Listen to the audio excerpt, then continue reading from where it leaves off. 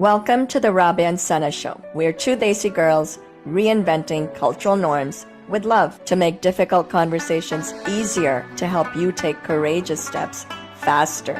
Whether you feel like a misfit now or have been breaking the standards, this podcast is for you, for the adults, the young. Come as you be and become your authentic self as you desire. Let's go reinvent some cultural norms together. Hello everyone, I am Rabia Paracha. I have been a rebel without a cause for most of my life until I discovered my purpose to empower women to empower themselves. And that led me down a rabbit hole to become a life coach from CTI Coactive Coaching. And today I'm a mind and life power coach who helps people break free of their limiting cultural beliefs to find the life they love and the love of their life. Hello everyone, I am Sana. I am from New Jersey, a Pakistani American. Professionally, I work in the clinical research field. And personally, I have always had this purpose of empowering women of South Asian culture to be able to live the life that they want to live and be true to themselves instead of what the culture expects them to be. And so here I am pursuing that purpose, and I am also studying to become a life coach. Let's get started. Hello, everyone. Welcome to the Rabia and Sana Show podcast, the place where we talk about reinventing cultural norms for our mental, relationship, emotional, and psychological well-being. I'm your co-host, Rabia Paracha. And I am your other co-host, Sana Shah. Today's episode is very special for us. First of all, it's our anniversary. We started right around this time last year. Also, it's our second International Women's Day. So we had launched our podcast last year's International Women's Day. And so this is a very important time for women around the globe. And here we are again celebrating this theme for this year's International Women's Day, inspiring inclusion. I think this is a loaded topic. And in today's episode, we're going to unpack some key points that you and I feel are necessary to underscore for empowering women and for creating a more inclusive world for everyone. Yeah. So inspiring inclusion, what does it really mean? For me, I think what I am picking up and what I have seen, the events focused for this month are to include women everywhere, and to not just women, but to inspire men and everyone to come together in an effort for this movement. What are your thoughts on this theme, Rabia? You know what? It's so important for us to have conversations that build community and also have an understanding and context that we're not trying to criticize when we talk about these themes. When the International Women's Day Committee comes up with a theme for this particular year, I think it's how do we move the dial and how do we move forward? How do we take collective action? How do we enroll the people that are not currently enrolled? So having that foundation and understanding as the beginning point. And I love International Women's Day because it's almost like every year we get a chance to reset and move forward a little bit more, move the needle a little bit more. And I definitely think we need to talk about a lot of things. Maybe I'll highlight a few of the things that we want to cover today. And one is breaking the bias. There are lots of biases and lots of myths around women's roles in the general culture, our world culture, and also our South Asian, Pakistani, Indian culture. And how do we talk about enrolling men and the role men play in this inclusive culture that we're trying to create? And also, how do we move forward? How do we progress as women and humanity? So those are the areas that we're going to cover. There's so much more to unpack, and we'll do those important topics in future episodes. Yes. I can't wait to dig deeper into all of this, Rabia. Before we dig deeper and dive right into those some of the topics that you highlighted, I want to point the importance and the meaning of what is collective action. And the theme is inspiring inclusion, right? And so we are inspiring inclusion in order for us to come together to do collective action. And collective action means for us to put a lot of efforts together to make a change. So if one person is doing something, but you combine it with two, of course, two square is four. And so the impact is way more, right? And so that's why I think the collective action, as far as the impact, is so great, as well as it also creates a sense of belonging in all of us. When we are going to come together as a community to make change, it's going to make us feel together. It's going to make like we feel like we belong, we share our values with each other. So true. And some of the ways that we can create this collective spirit of inclusion and community is by taking charge of ourselves. You and I are the the common denominator of every event that happens in our lives, as is each of our listeners. And so it all begins with us taking an inventory of where do I sit with inclusion? How am I inspiring inclusion? How am I a part of the change and not a part of the problem? So taking that inventory is really important, and preparation, doing the work so that when you show up in community, you're not criticizing. You're not always calling out everyone for what they're not doing, but recognizing them for what they are doing. I think that's really important. And another way that we can inspire inclusion and work as a collective is by listening to each other's stories. When I was running the nonprofit and we would share stories every week, and you get to understand why people are the way they are or why they're not the way we want them to be, because you hear their stories, you hear their pain, you hear their hardships, you hear their difficulties. I would look at people and I would say, now I understand you better. And now I understand why you are the way you are, and I can accept you. Because inclusion is about acceptance. Yeah. And I think we need to build this into our corporate world as well. And by creating these, dialogues between employees to have these conversations and understand each other better. Completely, Rabia. That is such a great point. And everything that you're saying to prepare and to empower, it's not that we are showing up in this community to check a box, to say, I am doing something for women. It's to actually want and to know within you what that want is. And I feel like the corporations and companies, they also need to do this because they have a platform. They already have a community of people, and if they can build this within within their organization, it's makes it easier for the collective action to happen and to come together and to try to organize events and to try to have something that we are working towards. I feel like there is a little bit of that just checking the box off with organizations. What I have seen in the companies that I have worked for, there's no real effort happening. There's no real funding, because now this requires funding. It requires time from people, and then it requires sometimes managers' approvals.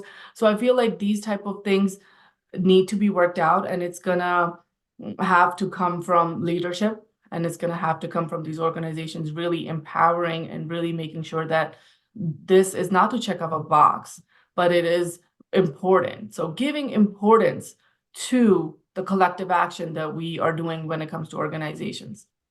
Right, for sure. And so how can we do that, Sana? Do you have any ideas of like a small step for leaders to take that first step to say, make it as important as it is? Any thoughts on that? Yeah, I think, like I said, with the approval from managers, right? The time. So when the leaders, and it doesn't matter if it's men or women, the leaders, when they create job descriptions or when they create summaries of tasks for their employees, they can build this into their time so that there's time allocated for this outside of their day-to-day responsibilities. That's one of the ways organizations can do it. And they're also making sure that there's a budget set aside for this, because it's now, if we are going to organize some events, it's going to need funding. So just some little things that can help with the organizations piece.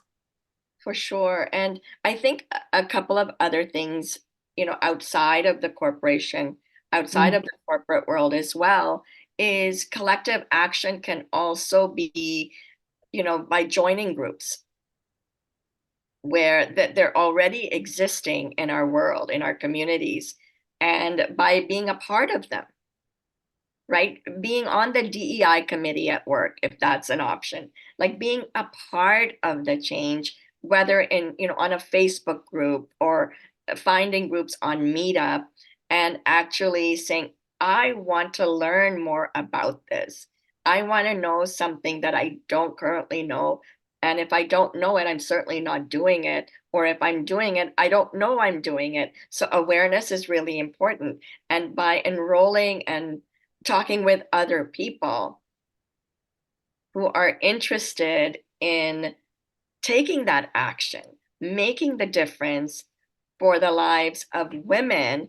But I do want to stress that when we make a difference in the lives of women, we make a difference in the lives of everyone.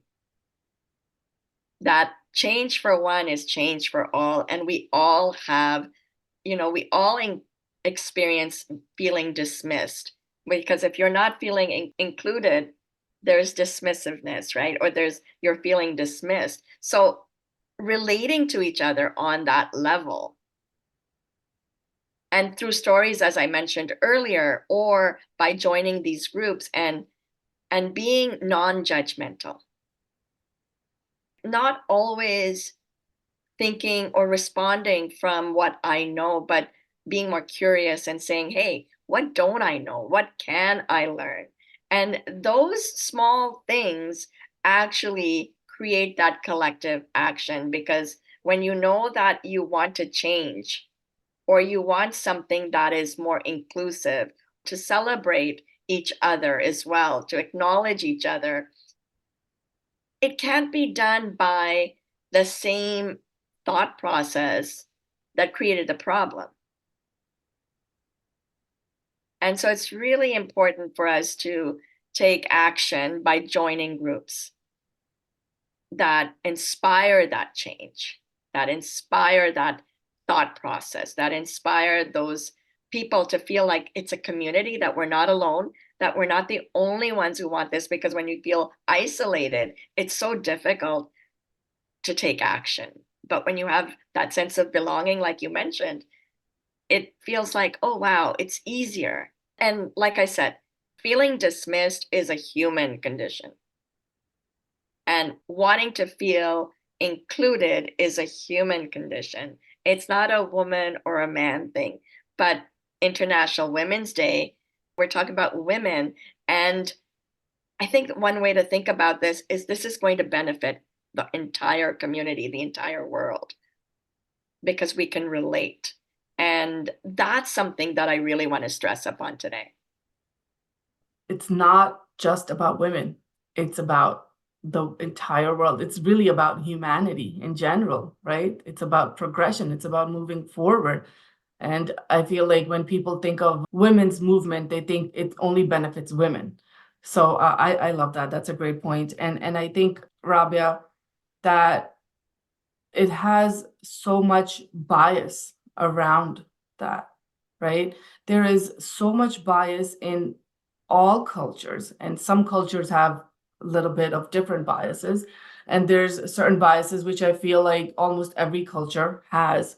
And so when we talk about progression uh, for all humans, not just women, we have to point out these biases and also how can we move forward with these biases by breaking them, right? And so our podcast is about reinventing cultural norms. And so these cultural norms, that's what these biases are. And I'd like to point out some of them. And I think it's important to talk about the main ones now. And I think there's so many that we can do many future episodes if we were to really point out a particular bias. And if we are going to go into the daisy ones, there's just so many of them. But I'd like to pick a few and talk in detail about them and what we can do to reinvent them, to Right? progress. So I think the biggest one that's on my mind, and it goes along with everything that you just said, is about women being in leadership roles and that women are not as effective as a leader when they are in leadership roles. And I saw this growing up in the US and even in Pakistan because Benazir Bhutto was the prime minister of Pakistan for a long time. And what I saw and I heard from the community around in Pakistan, as well in the US, when Hillary Clinton was running for president, the bias around the women being in a leadership role is that women are not as effective because women are emotional. Women are not as strong as a leader needs. Women do not have the intellectual capability, and women will not have the time to be an effective leader because she has other responsibilities as a wife or a mother. And so I'd really like to talk more about how this bias needs to really change in the community. Great. You brought up excellent points. And I think when we talk about women being intelligent or not intelligent enough, compared to what? Compared to what?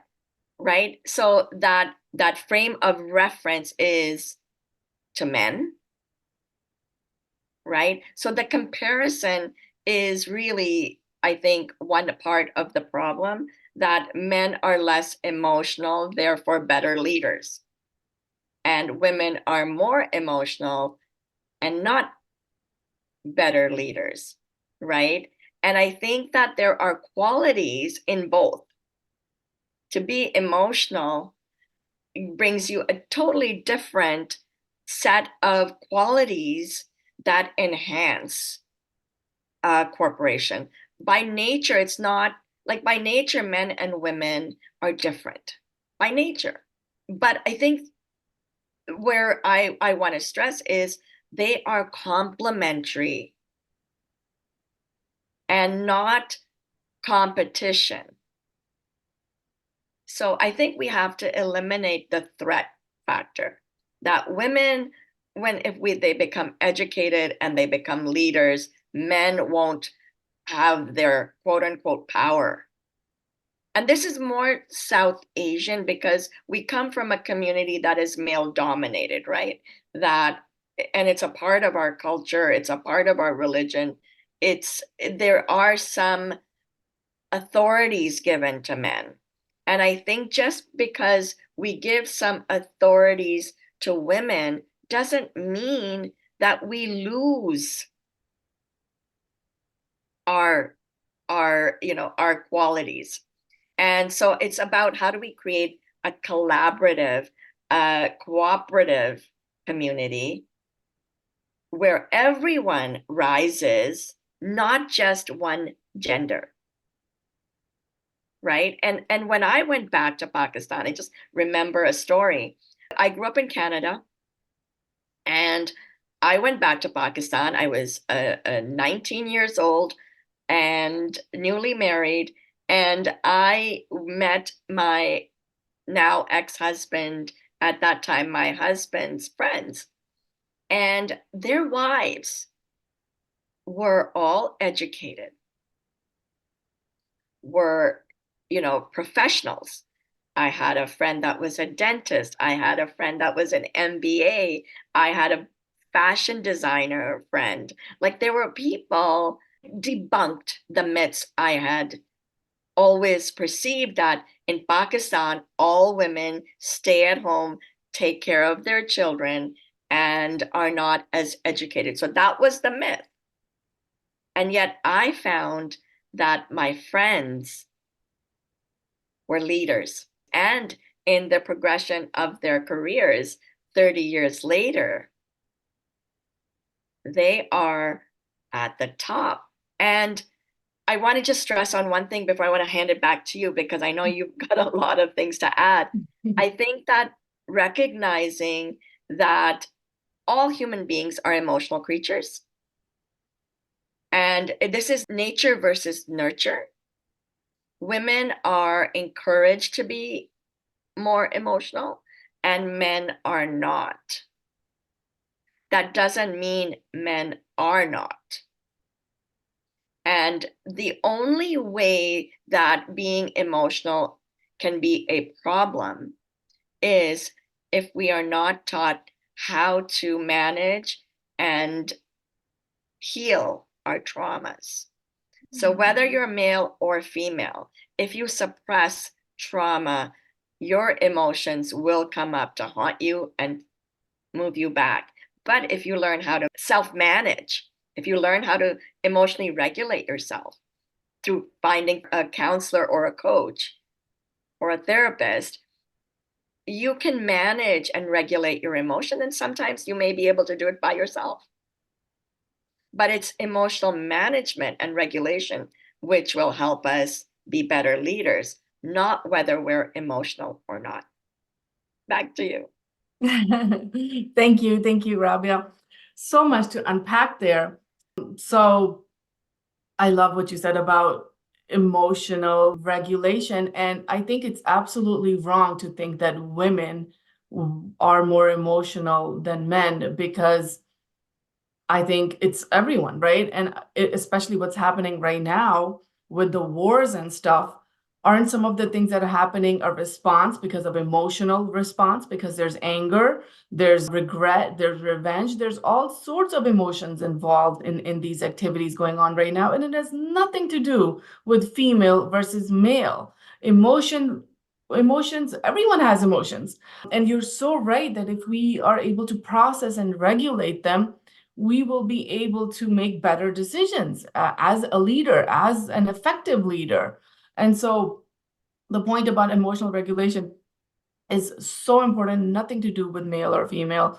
And I think males are actually more inclined to not have to be emotional regulated or seek help in order to work towards emotional regulation, because there's a lot of biases tied around that too for males. So these are such important points for us to really inspire women to become leaders and to pursue a leadership role. And I wanted to talk about the point that you made about women in Pakistan, and where you went and you saw women in leadership roles and really pursuing what they wanted to do. And I think it's so important for the Western society to debunk their thought of what women in Eastern cultures are. So, in their minds, they think that women are all housewives and wearing what they don't want to wear and being in roles in houses where they are not happy or they don't want to. And I think that's wrong. Times have changed and we have progressed. And there are certain cultures, where some of that still happens, of course. But I think as a collective, women are now pursuing jobs and other working positions and even leadership roles. And I think the women who are even staying home as housewives is because they choose to. And there's no judgment and there's nothing wrong with that. It's about what they want to do, and they have a freedom of choice. And that's what the Western society needs to understand, that about our Eastern culture, that it's not, completely like male dominated and suppression of women. But It is still in some aspects of those women. I feel like there is still bias in that too. The women who are in leadership roles and who are pursuing what they want to do, I think there is still some shame and some guilt that they face, and some shame that comes from maybe the older generation, and still some things that we do need to reinvent and we need to change in that. And that is that the women who are now doing what they want to do, and that is not just dealing with work. That could also be the women who don't want to get married, the women who want to get a divorce, the women who don't want to have kids. Any choice that they want to make in life, we as women and men don't criticize them, like you were also saying earlier. Don't judge them. And so let them make the choices that they want to make, have the freedom of making these choices. And so I think these type of things is something we also need to really work in our culture to reinvent and to change.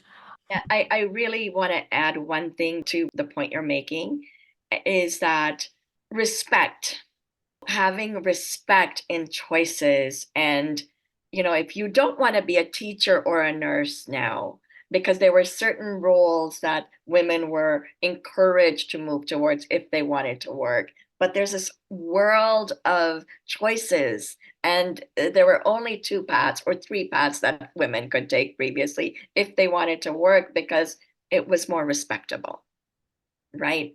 And I think that's one thing that we need to debunk, that there are many roles and many paths that can be taken that are respectable. And number two, you were talking about divorce and not having children, and choosing professions that are not stereotypically acceptable. I think we need to start understanding the human being, and we need to start looking at women as human beings, and that they have goals and desires and qualities and a mind that hasn't been given the opportunity to the extent that it is capable of.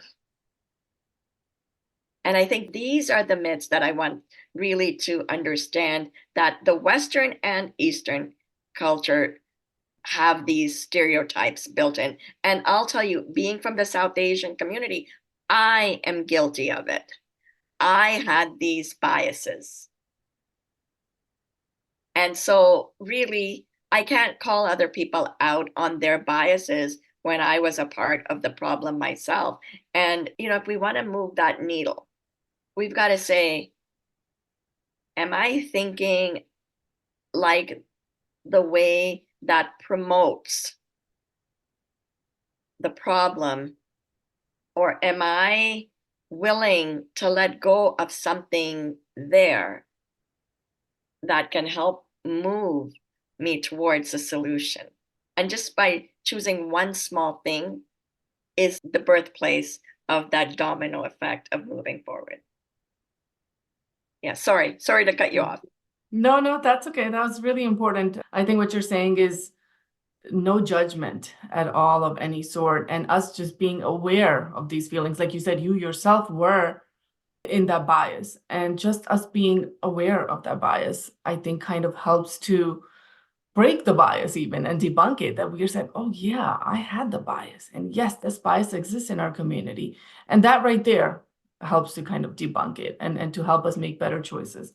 And I think what you're saying about the traits about the female is very similar to a sentence that you made earlier about complementary traits, that there's no right or wrong in it. The two traits complement each other, of the male traits and the female traits, and that it actually will enhance a leader to be, express these traits, to be more empathetic, to be more caring, to be more nurturing. There's nothing wrong with it. So I think that's also a bias that we have to break, that it's okay to be caring as a leader, or just in general. It's okay to be caring. It's not that women are caring and there's something wrong with it. Women are nurturing and there's something wrong with it. Women are emotional, there's nothing wrong with it. It's okay. You should feel your emotions, right? You can't resist them, because the more you resist them, the harder it becomes.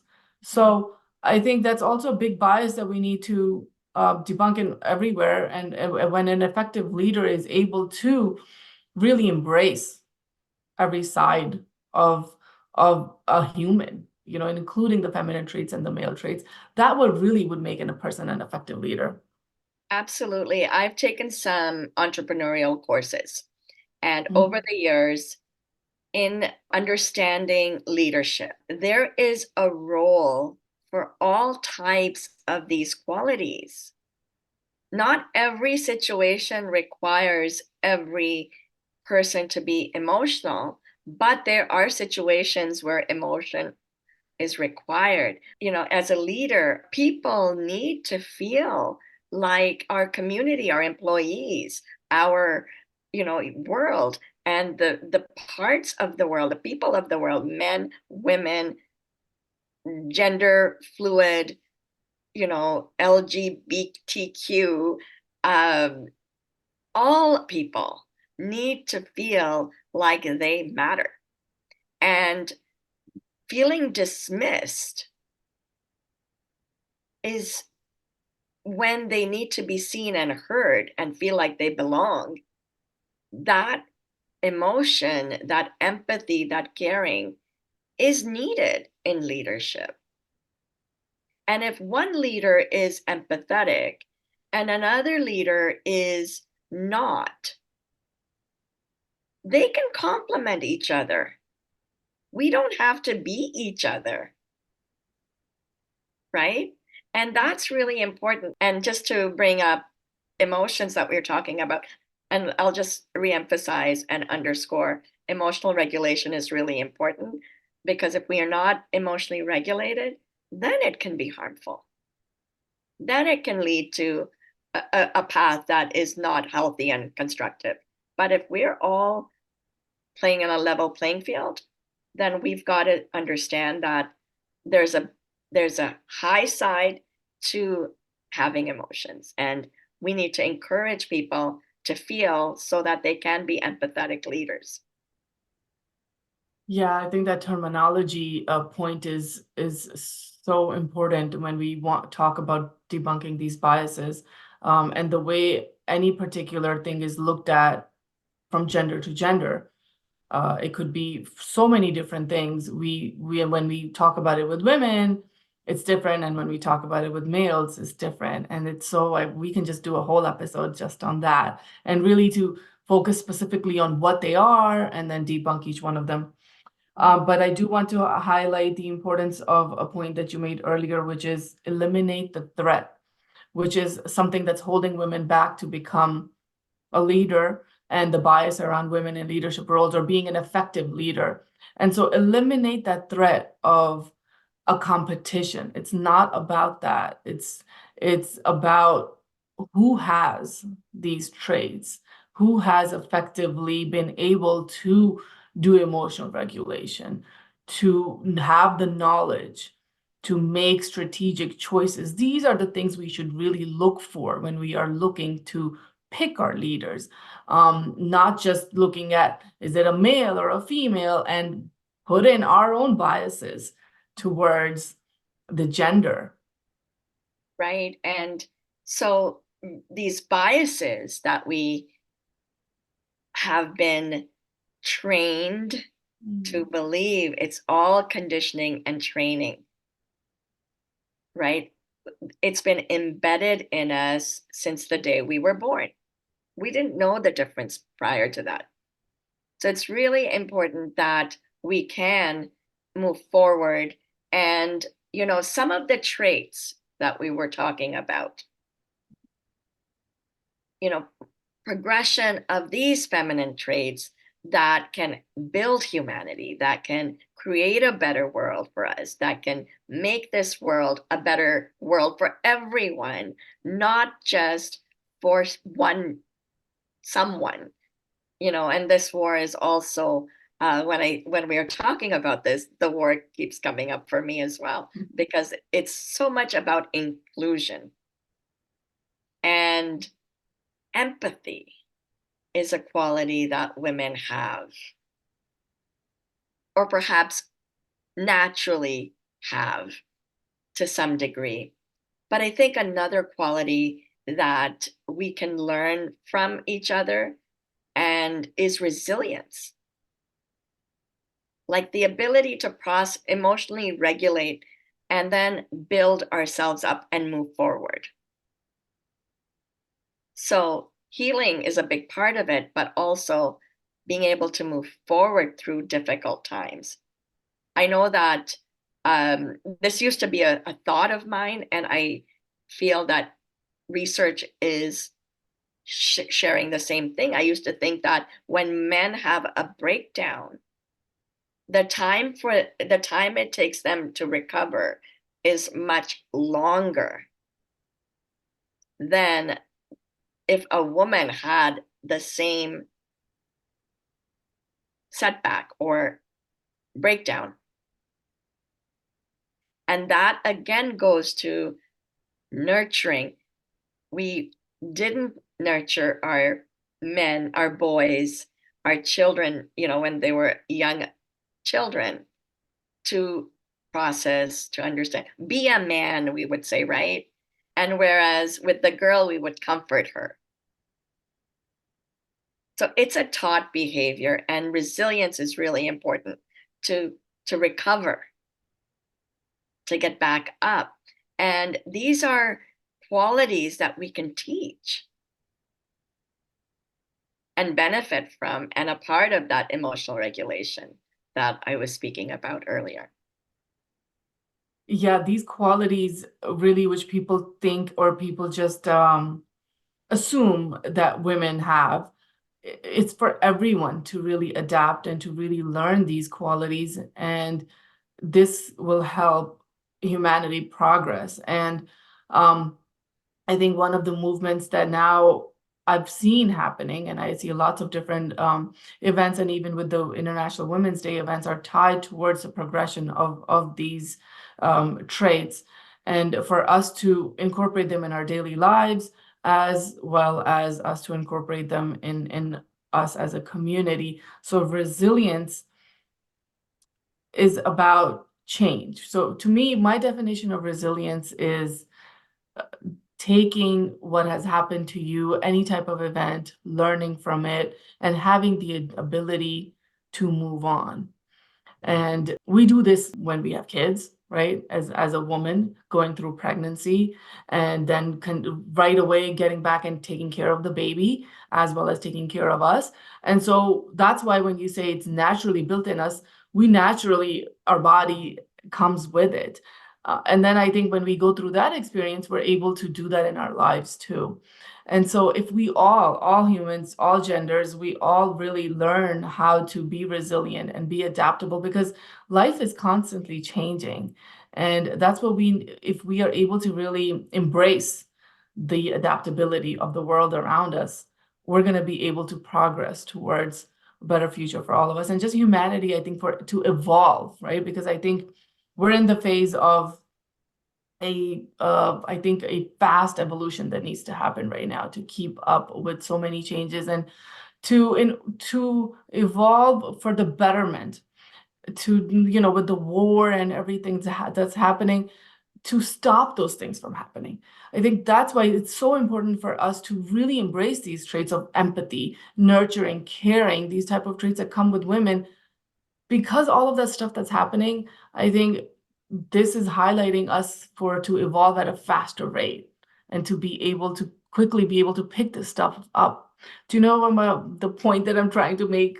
Yes, I think so. I think what you're talking about is agility, to be agile with change, not to resist it as a threat, because we resist things that we feel uncomfortable with, or not are not, or don't have too much information about, or are not familiar with. We find a little, we want to push back there, right? And what you're saying is have an open mind. Be See where you can adapt, right? Take adaptation or adaptability. It doesn't mean that you accept all at once, but you allow yourself to see it, to acknowledge it, to say, oh, okay, This isn't what I'm familiar with. So because I'm not familiar with it, just because I'm not familiar with it doesn't mean I have to reject it,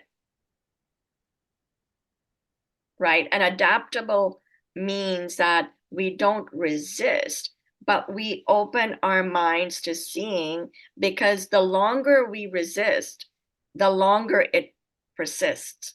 The unknown is scary, right? The new is scary, and that's why we're not familiar with it. And so we don't want to adapt towards something new. But if we look at it historically, if we didn't adapt to new changes, we would have never progressed in so many things that we did progress in when it comes to technology and when it comes to industrialization and all the new inventions that we have made. We ventured into the unknown. We ventured into the risks. We ventured into the scary.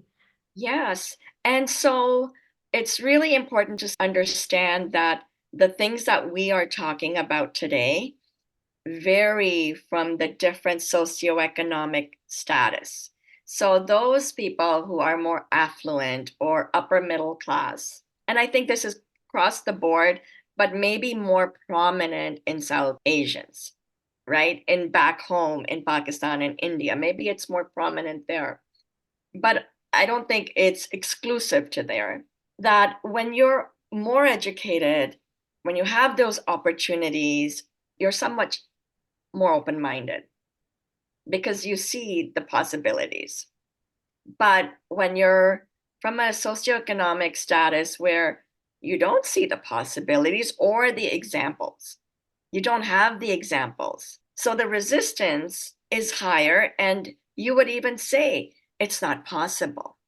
It's not possible if a girl wants to dream to become an aeronautical engineer or a nuclear physicist, that it's possible because the opportunities aren't there or the encouragement and support isn't there. And so I think that where this dial needs to move forward based on resilience and adaptability is by education and also communication. Communicating, teaching in our elementary school, promoting education, and then in these lower socioeconomic status areas, to encourage girls to go to school and to stay in school and to have more Malalas in this world where they have parents that support and encourage and, attain that education.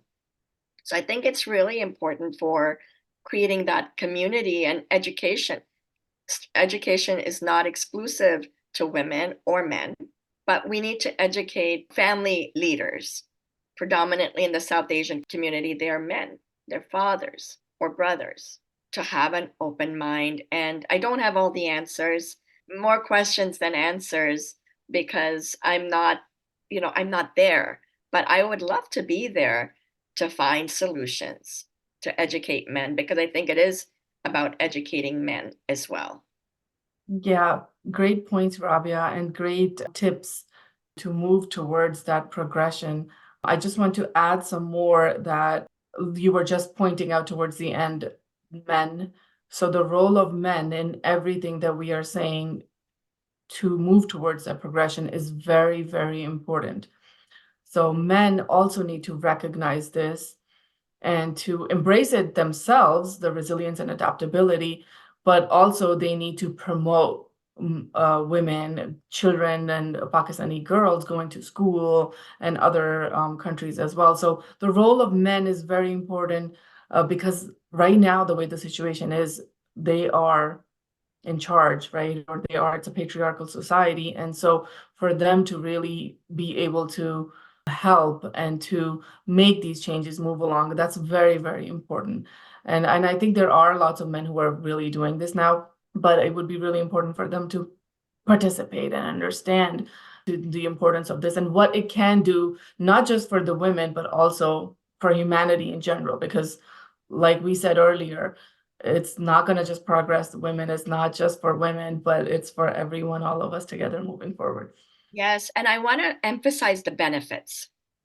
Okay. Some of the benefits of encouraging education and seeking employment for women by men and fathers and brothers is that socioeconomic status can also elevate. If there are more contributors to, the pot, the bank account, there's abundance there. And, there's a lot of pressure on our males in our culture, right? And by encouraging inclusion, which is this year's theme, Mhm. inspiring inclusion from the gender role, the male role, the benefits would be to the male as well. The benefits would be to the family, right? It would be to the family, not just liberation for the woman. The Yeah. liberation is the threat, but the benefits is for the whole family. They'll have more, they'll able to do more, they will be able to grow from, just being in a modest socioeconomic status to a more enriched one. So I think these are things that sometimes we compromise because of the fear, and we live with less, but it doesn't have to be. The benefits are many and for all. Yeah. Like you're saying, benefits is not just the family, it's also the country itself too, the community in its own, and progression in the general. If we speak outside of the country, since we speak of humanity, so the progression of the entire human race can even happen with just promoting the at a smaller individual levels. So I just one more point I want to make before we start to wind down, that what is also hindering the progression of women is the women to women bias and the women to women hate. And I've seen a lot of this myself. I would say maybe at a certain point I was guilty of this myself. And there's a lot of different things tied to it. But we see many times where women don't want to see women progressing. Women don't want to see women in leadership roles. And again, that comes down to realizing, I think, is why do you not want to see other women progress? This is something that has to start with self. That is it something inside of you that's making you feel like the other person doesn't need to progress? And also, it's the biases that we are conditioned to believe that, yeah, maybe women do belong in the home. Women do belong in, maybe women are not effective leaders. So all of these biases come down to us making a judgment. And so women to women bias is something that we also need to work towards to change as women ourselves. Absolutely. I think it's a big one. I think that if we don't support each other as women, how can ever there be an expectation for anyone else to support us, right? Yeah. To encourage us. So definitely, and I think we all have to, like, as women, we can say that just because I don't want to do that doesn't mean I should stop anyone else from seeking more or different, right? And here are the things, some emotions that are harmful, and they are more prominent in women: jealousy. And the root of jealousy is fear. And how can we shift that, right? How can we it's natural. I will feel it, you will feel it. Some of us feel it more, and the ones who feel it more is because we haven't given ourselves chance to process that jealousy and the fear, right? So it'll persist. But one thing we can start doing is start noticing, I feel jealous, and that's why I don't want her to progress, her to move forward, or the other person not to progress and move forward and to live their dreams. I'm jealous because I couldn't do it. And so I don't want her to do it because I couldn't do it. And I think that is a harmful trait. And it's not exclusive to women, it's just more prominent in women, right? And what I would love to see in our society is women championing each other, women being happy for each other, women allowing other women to be different than they are. we don't have to stay in a mold. That mold is broken. I think that mold was broken a long time ago, but the mentality hasn't evolved with it. Yeah. No judgments. Celebrate each other. Celebrate each other's successes wherever we are. And so, like, I'd like to celebrate each other. I celebrate you, you celebrate me.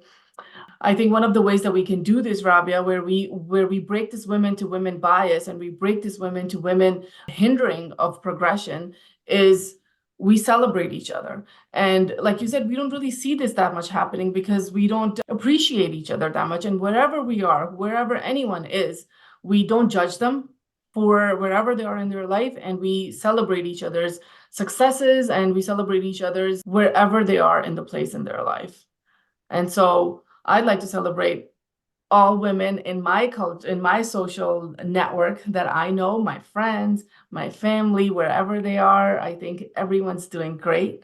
And I'm happy for them. And I'm really excited to see wherever they want to go. And I encourage them to whatever they want to do. And so inspiring the inclusion. Right.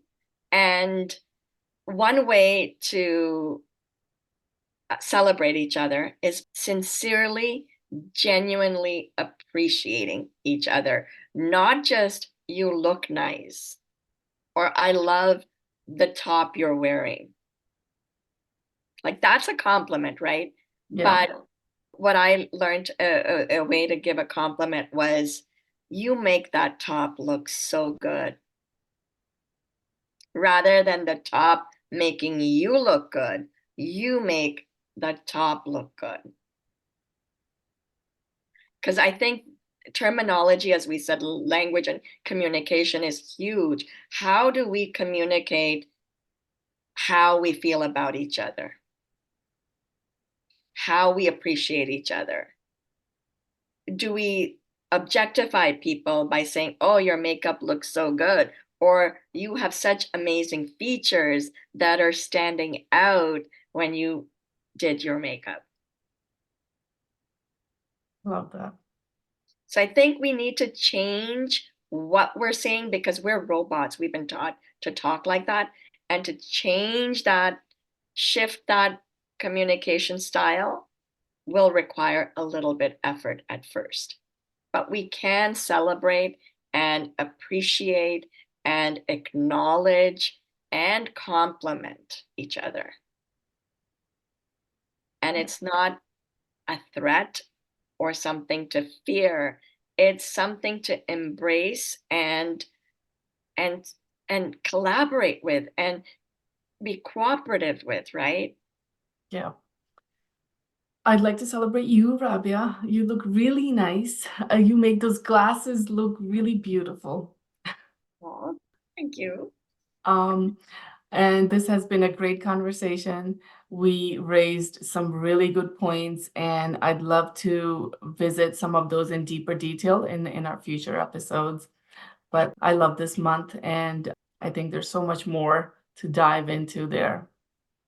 Definitely. And it's all about creating progress and moving forward with a clear and open mind, and less resistance will, I believe, create more synergistic movements that will cultivate a healthier society, improve our humanity, improve our families, and make a positive change for all of us. And ultimately, be it International Women's Day or another day where we acknowledge each other, I think it's really important to start understanding that we can acknowledge each other and we should acknowledge each other.